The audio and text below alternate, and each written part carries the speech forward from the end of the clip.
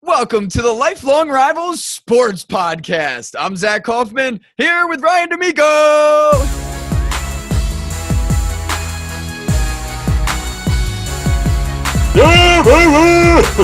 Let's go! Let's get it! Oh, man. Hyped up. It's almost Thanksgiving. It's a we good are. time to be alive, to be awesome, to be seeing friends and family. We're both excited. It's going to be a good show today, for sure. How can you not be excited? Yeah, this is a good time of the year, man. We're all, you're at your Thanksgiving break. I'm 1 day away from my Thanksgiving break, my long weekend. So, football will be on, and like you say, around friends and family. It's just, you get the warm, the good feelings inside. So, this is definitely a good time of the year. So, like you said, Zach, we are excited. We are high energy. That should make for a good show tonight. And I'm excited. So you ready to kick things off? Let's do it, man. Here we go. All right. Yep. As always, we will start with the college football portion of the show. We take a look back at last week being week 12 in the college football season. Might as well have just been called Cupcake Week, Zach, because the amount of teams and the amount of high-end teams that played inferior opponents was staggering. I mean, Alabama played Mercer. Miami played Virginia. You had Clemson play the Citadel. I don't think many people even know where the Citadel is. You had Oklahoma play Kansas. What else did we have? I know we have a few more. I want to keep going with this. You had Michigan State playing Maryland. You had what else? I know there was one more I'm forgetting. But anyway, it was a bad week, and there was really only one marquee game, and that was the Michigan-Wisconsin game. So everyone inside the top 10 won. The rankings did just come out. Last week, the rankings were Bama 1, Clemson 2, Miami 3, Oklahoma 4, Whiskey 5, and Auburn 6. That was the top 6. This week, the exact same, except Clemson and Miami flip. Miami is now the second-ranked team in the country, and Clemson drops to number 3, which is interesting. Didn't think they would make that switch with Clemson winning. Not sure what changed from last week to this week. That's very odd to me. Miami beat a bad Virginia team at home, and Clemson beat the Citadel. So, they both beat inferior opponents, both at home, but the committee, I guess, warranted a flip there. Don't really understand that, but it is what it is. So those are the new rankings for this week as we head into the last regular season week in college football. And I just had to look it up. I had no idea what the Citadel is or where they're located. It's in South Carolina. Just found that out tonight. So now everyone listening, you know that weird fact that you'll probably never need to know again. Yeah, but hey, you're right. It's in South Carolina. It's funny. Their college basketball team is known for playing a lot of shootouts. They play no defense. Their games, they're constantly giving up 110, 120 points per game. Their college basketball team does. At least last year they did. I can't imagine they're too much better this year. So, Citadel, there's your if you would have told me tonight we would have talked for a minute and a half about the Citadel, I wouldn't have believed you. But, hey, that's what happens when you talk about sports. You never know what direction things are going to go. So, real quickly, like I said, the big game last week was Wisconsin. They beat Michigan in, a 24-10 victory that on the surface looks kind of comfortable. But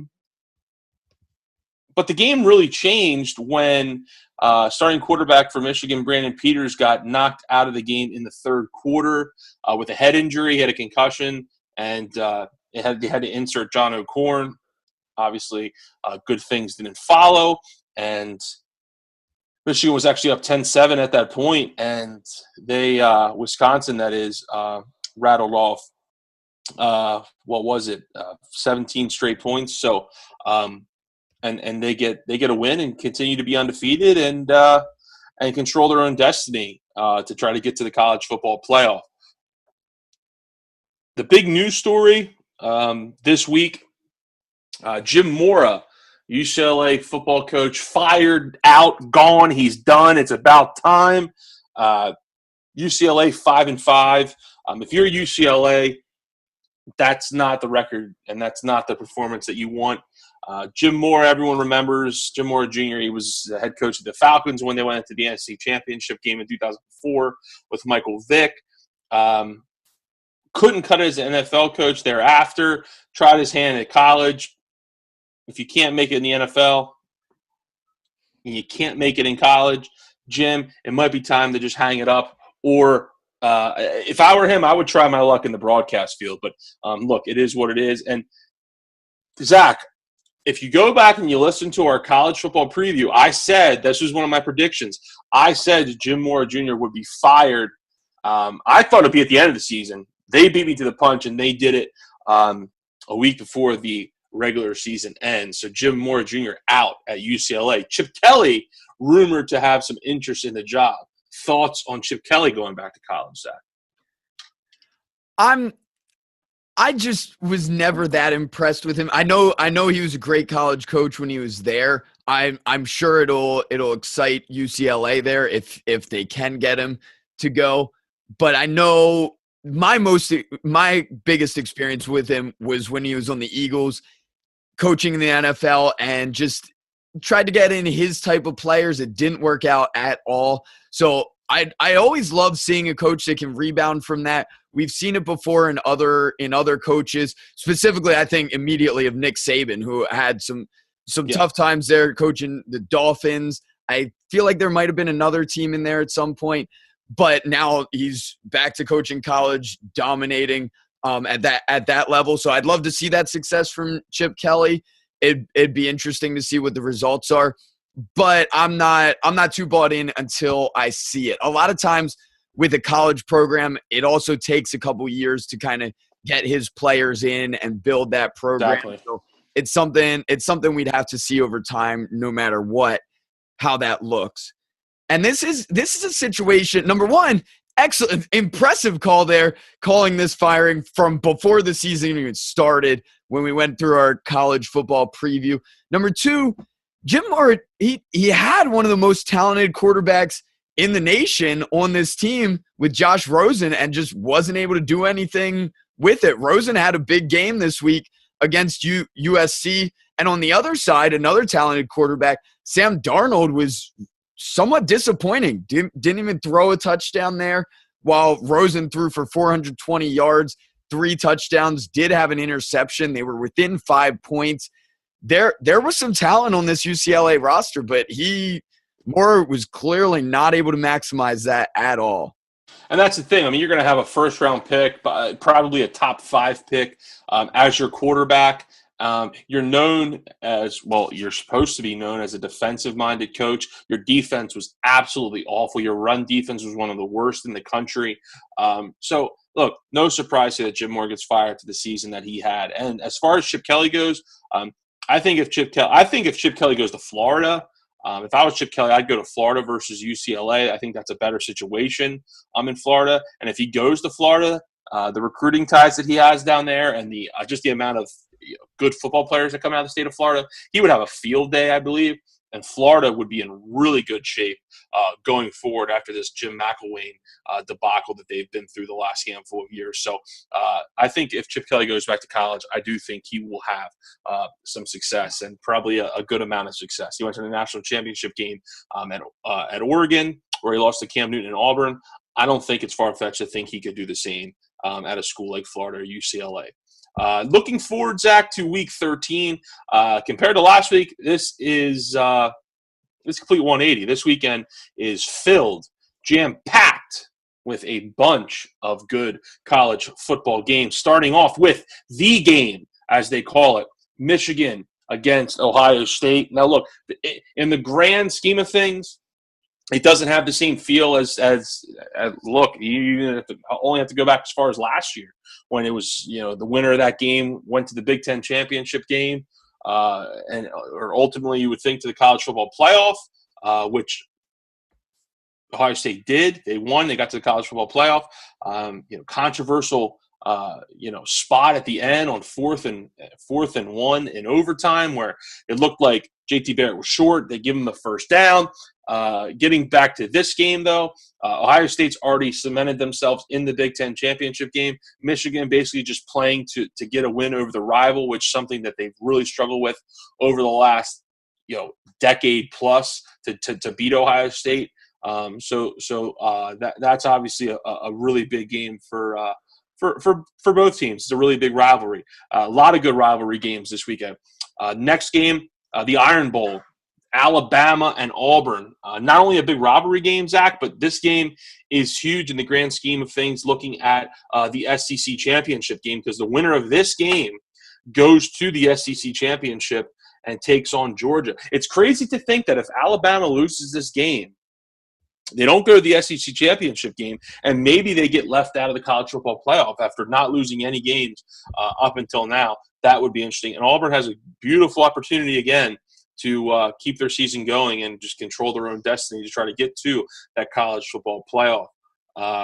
Next game, Washington State at Washington in the Apple Cup. The last few years, now that Washington State has kind of gotten back to prominence, has been a very fun matchup. I remember a year or two ago, this was played during the snow.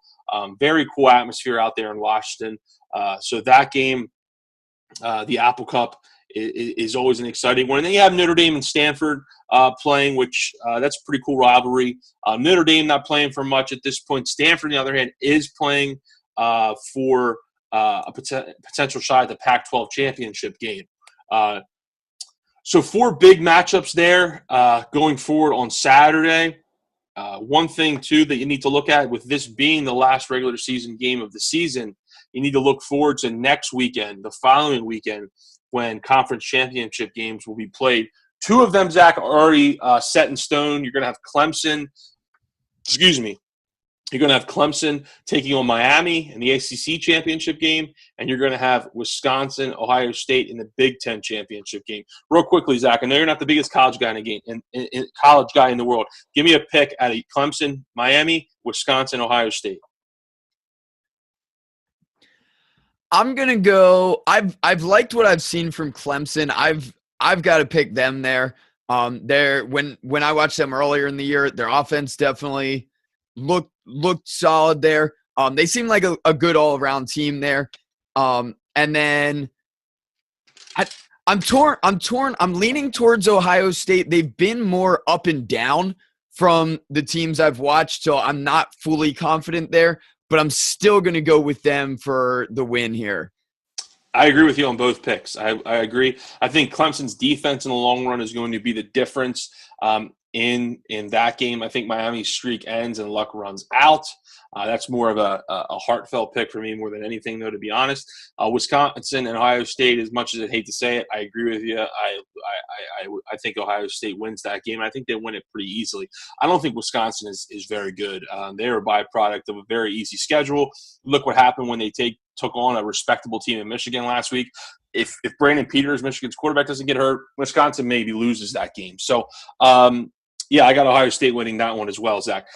Big 12 is going to be actually that one's set in stone as well. You got Oklahoma taking on TCU. That's an interesting one right there. I'm gonna lean Oklahoma. They've looked good all year. No reason to go against them here. Would you echo that same sentiment, Zach? I definitely agree. Their offense has been impressive, and I expect them to overcome anything TCU brings. And then you got 2 more here. You got 2 more that aren't set in stone. You got the SEC game, which we talked about briefly there a couple minutes ago, where Georgia they're already locked in, and then you have the winner of Bama and Auburn, the winner of that Iron Bowl, going and facing Georgia, which you either get the rematch on a neutral field, Georgia and Auburn. You remember a couple weeks ago, Zach, Auburn manhandled Georgia. Or you have the game that people have been talking about since the beginning of the season, Georgia taking on Alabama. There are 2 things I don't do. I don't pick against Bill Belichick, and I don't pick against Alabama. So I'm not picking against Alabama. I think Bama will beat Auburn, even though it's on the road. I'm going to pick Alabama to go into Auburn and then set up the matchup against Georgia. I have to agree with you on that. I've liked Auburn. I've really like we've talked about Kerryon Johnson. That really jumps out to me every time I've seen them. I'd love to see them pull an upset. I think it'd be one of the most exciting things of this college season. But I've still got to side with that Alabama team. They've just looked so dominant every time I've watched them, especially that defense. It's just incredible, and future NFL players all throughout that defense there. And that's kind of a good thing, though, with them having that easy game last week. Bama, I'm talking about, they've been kind of banged up on the defensive side of the ball, able to get some of those guys an extra week to get ready for this Auburn game and then potentially the SEC championship game. The last one, Zach, the Pac-12, this one is crazy. USC is locked in, okay? Then it comes down to 3 teams. You have Stanford, Washington, and Washington State. So the winner of Washington State and Washington has a chance. However, they need Notre Dame to beat Stanford in order to have a chance to get in. If Stanford wins, if they beat Notre Dame, they're in, regardless of the outcome of the Washington State game. If Stanford loses, winner of Washington State goes and plays USC in the Pac-12 championship game. So, pretty crazy situation there. I'm inclined to think that Washington State game is not going to matter. I think Stanford at home takes care of business against Notre Dame, a reeling Notre Dame team who got blown out 2 weeks ago against Miami, won but struggled against Navy last weekend. So I think they win, and it doesn't matter. So Stanford takes on USC in the Pac-12 championship game. And I'm going to take Stanford. And I'm going to bet on Bryce Love, one of the best running backs in the country. Sam Darnold, man, this guy's a turnover machine.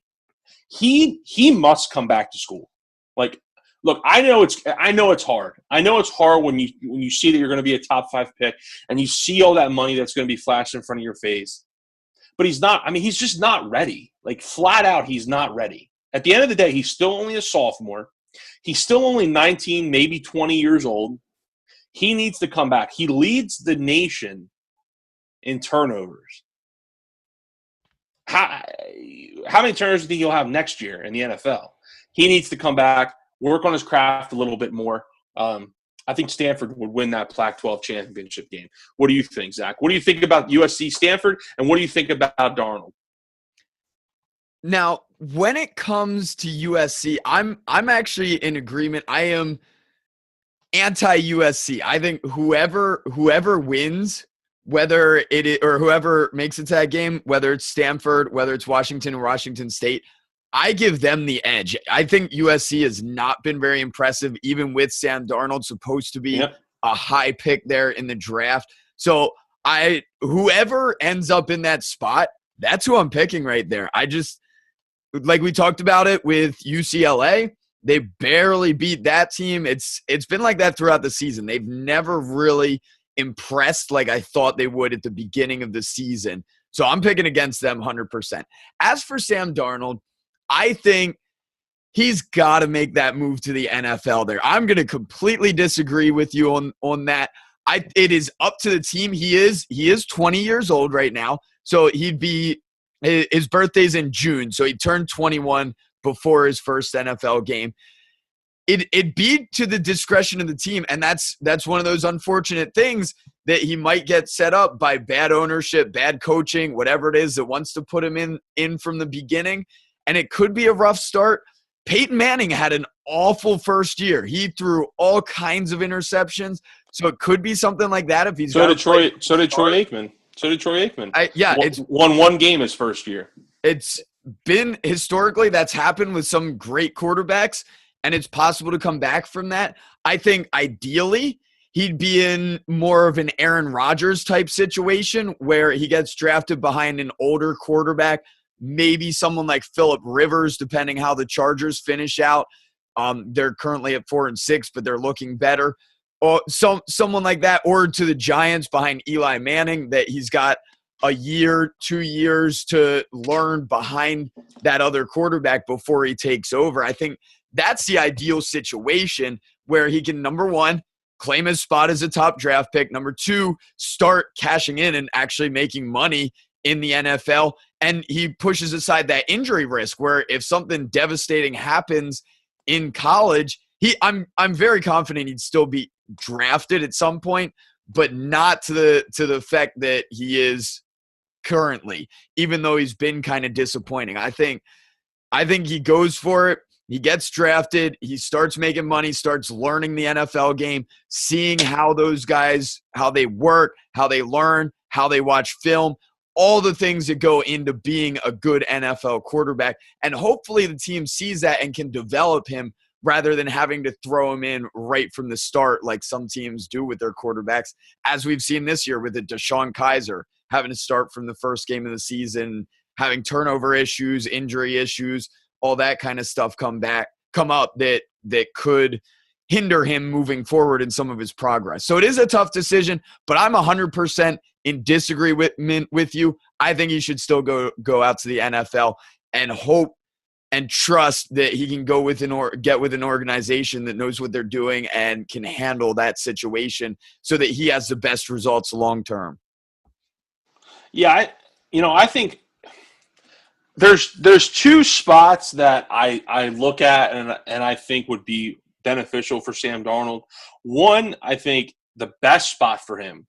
I think if you could pick one spot, you could pick up Sam Darnold and drop him in a city and place him on a franchise, one of the franchises that are going to have the top 5 picks in the draft. I would go with the Giants because they have a lot of talent there. I mean, their offense is decimated with injury right now. But next year when these guys come back healthy, they'll have the talent, okay? Mm-hmm. They'll have Eli Manning, who he'll be the starter again next year at this point. You can have he doesn't have to start right away.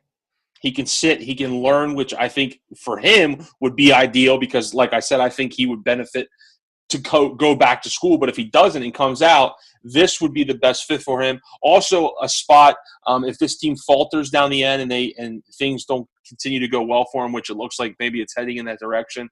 The Cardinals, a team that may have Carson Palmer next year, have some pieces there when David Johnson comes back. Fitz is going to play again next year, so they'll have some pieces.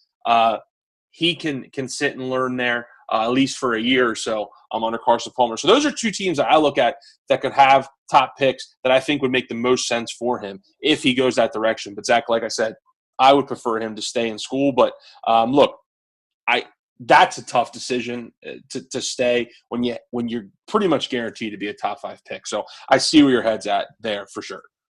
Yeah, definitely. And I like those 2 situations you mentioned as well. I think both of them are ideal for Darnold or any other quarterback that gets taken towards the top of the draft.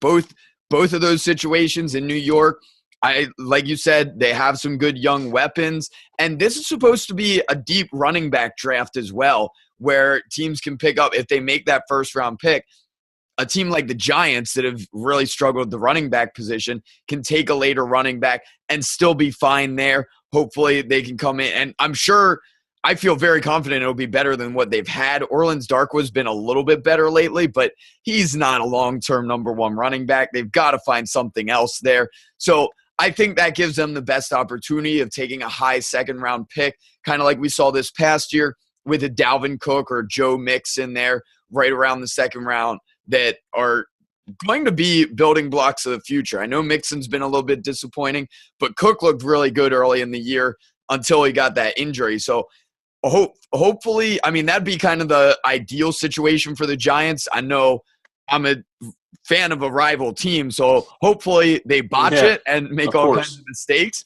and don't do that. But I think that would be the ideal scenario there. And then, like you said, with the Cardinals, they already have David Johnson, who's one of the best running backs in the league. He'll be coming back. They have a decent receiving core. I think they'd need to spend some high picks there on the line and on the defense as well, even though they have some playmakers there on the defense. But those 2, I fully agree. And then if he drops, so like I said, with the Chargers, I think that's a good situation as well with some young pieces there, especially at receiver, and then Hunter Henry at tight end. With Melvin Gordon as the running back. A good group of young players there as well. For sure. And look, I don't think it's out of the realm too to think about, you know, a team possibly moving up, and if they feel like one of these guys is the guy, you go up and get him. You look at two teams that are having two of the better seasons in the NFL with the Philadelphia Eagles and Carson Wentz, and the LA Rams with Jared Goff. I mean, let's not forget, you know, if it wasn't for trades, the Rams and the Eagles would not have either of those quarterbacks. They felt like that was their guy. They both moved up. They got him, and they're both leading their divisions respectively right now and having some success. So if you feel like he's the guy, you got to do what you got to do to get him. So it will be interesting to see how that pans out. Obviously, the draft is one of my – look, I love the regular season. I love it. But the draft, man, there's just something about the draft I love. I love the draft. So come April, that'll obviously be exciting. It's in Dallas this year, Zach. So it was in Philly last year, which was – everyone said was the best draft that they've seen, the best host city that they've seen. So Dallas has a big act to follow. So that's all I got for college, man. Should be an exciting week. There'll be games on Friday. There'll be games on Saturday. And, you know, every other place you look, there'll be some college football.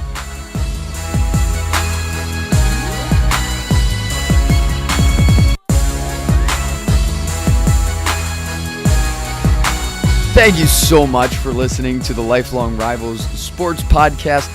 We really appreciate it. We've changed some things up based on some of the feedback we've received, so we'd love to continue hearing your feedback. As we continue to build this platform with our podcast, it's very helpful to us if you can share it with the people you know that you think would be interested. We'd really appreciate it. Thank you so much, and have a great week.